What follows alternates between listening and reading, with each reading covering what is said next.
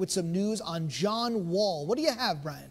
Yeah, he's not a free agent, but because he made the All-NBA team, he is eligible for an extension, and the Washington Wizards have done just that.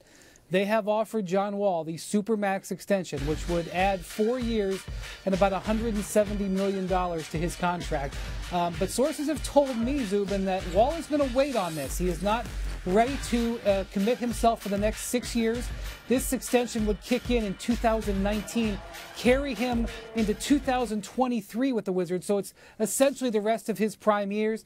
He's going to wait, and it's not predicated on what the Wizards do. Obviously, they have a couple of big free agents, Otto Porter and Bojan Bogdanovic, and signing both of those guys would take the Wizards into the luxury tax in all likelihood.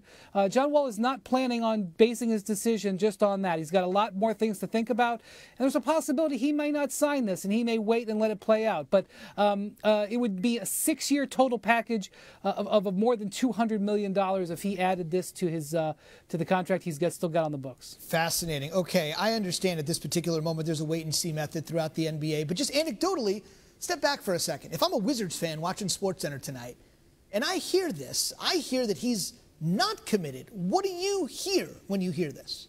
Yeah, I think what it means is, it's a really big decision for 6 more years, Zubin.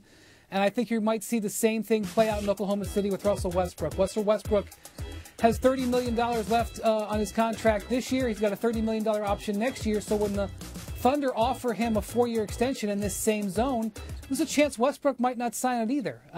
Committing to a team right now when there's still so much to play out is a bit of a tough situation, especially since Wall knows he's under contract and locked in for the next 2 years.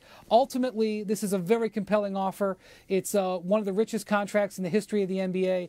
John Wall at times has felt like he's been underpaid over the last few years. This would correct that and enable the Wizards to build around him. I think there's a pretty good chance he's eventually going to be interested in extending with the Wizards, but I think it's an indication of John Wall's feeling he's got a position of strength that he wouldn't have to necessarily take this deal right now as it's offered.